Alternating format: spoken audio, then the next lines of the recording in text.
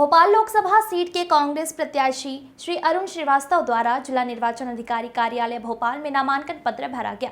Congress party के नेता महेंद्र सिंह, महासचिव प्रदीप शर्मा, महासचिव नवल शुक्ला, पारितोष नंद, कांग्रेस नेता, कांग्रेस के बहुसंख्यक कार्यकर्ता, सामाजिक कार्यकर्ता, बुद्धिजीवी, वकील, आम जनता के लोग काफी संख्या में उपस्थित रहे। वर्तमान में भारतीय जनता पार्टी द्वारा देश के साथ 2014 और 2019 में किए गए वादों से बार बार मुकरने, जनता की शिक्षा, बेरोजगारी, भ्रष्टाचार जैसे मुद्दों से ध्यान भटकाने के और धर्म और जाति और मंदिर मस्जिद के मुद्दे उठाकर हिंदू वोट हथियाने के प्रयासों को जनता समझ चुकी है। हकीकत यह है कि गरीबी, रोजगारी, महंगाई और भ्रष्टाचार यह ऐसे मुद्दे हैं जो जनता के बीच में चर्चा का विषय बने हुए हैं। युवा आक्रोशित हैं, उन्हें रोजगार नहीं मिल रहा है और गरीब लोग महंगाई से त्रस्त हैं। चुनावी बाढ़ में सीबीआई, ईडी, इनकम टैक्स जैसी एजेंसियों का नाजायज इस्तेमाल कर वसूली की गई है।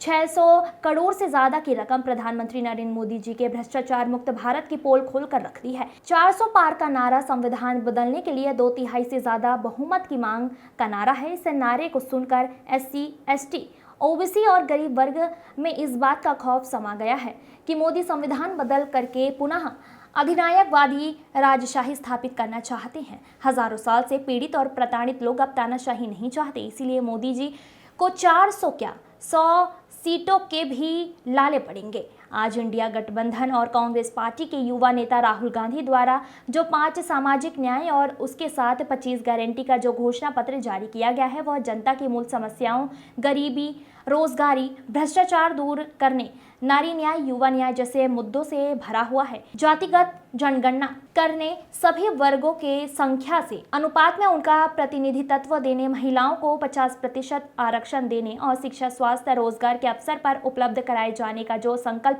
व्यक्त किया गया है, वह आम जनता, बेरोजगारों और गरीब वर्ग के लोगों को आकर्षित कर रहा है। इस बार भाजपा नहीं, कांग्रेस और इंडिया गठबंधन पूर्ण बहुमत की ओर आगे बढ़ रहा है और जनता उसे पूर्ण बहुमत के साथ भारत की सरकार बनाने का अवसर देकर भाजपा को बाहर का रास्ता दिखा रही है। Bureau report. महामंत्री हूँ मध्य प्रदेश कांग्रेस कमेटी। सर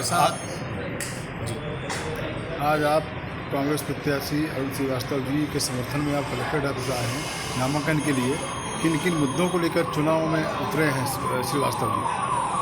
देखिए, मुद्दे तो अनेक हैं, लेकिन जो महत्वपूर्ण मुद्दे हैं वो है भ्रष्टाचार, महंगाई, बेरोजगारी। और राहुल गांधी निरंतर संघर्ष कर रहे हैं और देश के 140 करोड़ आबादी के लिए अकेले लड़ रहे हैं। आज हम लोग का सौभाग्य है कांग्रेस पार्टी का कि राहुल गांधी जी के नेतृत्व में पूरे देश में युवा एकजुट हुआ है और इसके अतिरिक्त इंडिया गठबंधन जिस तरह से कंधे से कंधा मिलाकर साथ दे रहा है कांग्रेस पार्टी का, और कांग्रेस पार्टी इंडिया गठबंधन को आगे लेकर चल रही है, ये निश्चित रूप से ठोस प्रमाण है। भ्रष्टाचार के जो मोदी जी का इलेक्ट्रिकल बॉन्ड जो आया है, उसमें राहुल गांधी ने एक एक चीज़ का खुलासा कर दिया। साक्षात प्रमाण, ठोस प्रमाण खुद मोदी जी ने प्रस्तुत कर दिए। एक हाथ चंदा ले और धंधा दे, ये पूरे देश में बयार आ गई है। मिजाज देश का बदल गया है, लहर ज़बरदस्त है देश में। सिर्फ राहुल गांधी की तरफ लोग देख रहे हैं और ये देश जिस गर्त में जा रहा था, राहुल गांधी उस गर्त से इस देश को निकालने के लिए भरसक प्रयास कर रहे हैं। वो बहुत जल्दी अमेठी से भी चुनाव फॉर्म भरेंगे और अमेठी से भी जीतेंगे। ये एक संदेश जाएगा युवाओं के लिए और स्मृति ईरानी जैसे लोगों को सबक वहाँ की जनता सिखा देगी।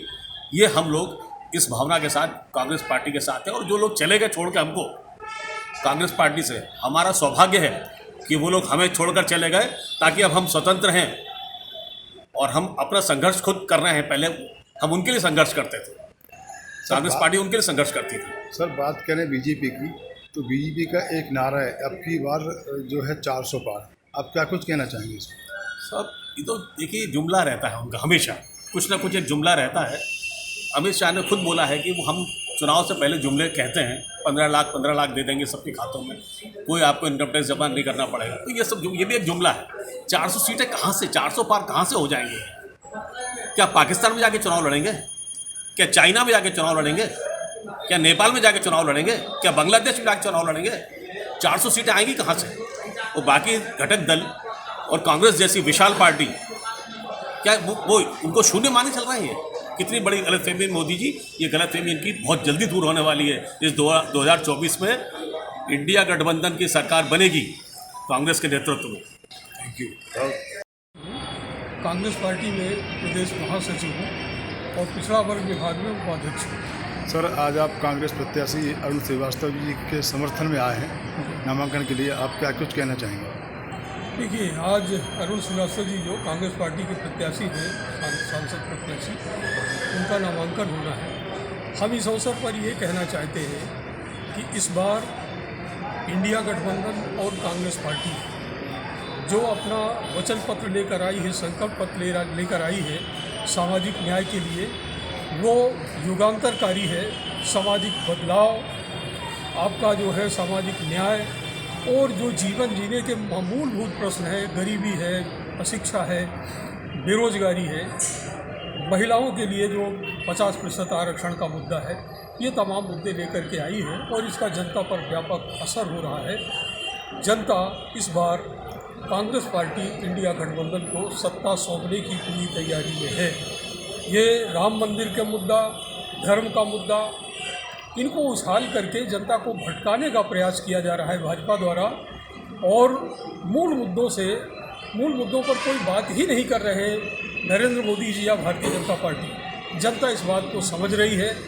बॉन्ड का भ्रष्टाचार, लोगों को, विपक्षी दलों को जेल में डाल करके एक तरफा चुनाव जीतने का जो प्रयास हो रहा है, यह जनता निष्फल कर देगी। इस बार कांग्रेस पार्टी इंडिया गठबंधन भारत की सरकार बनाएगा, ये हमारा कहना है।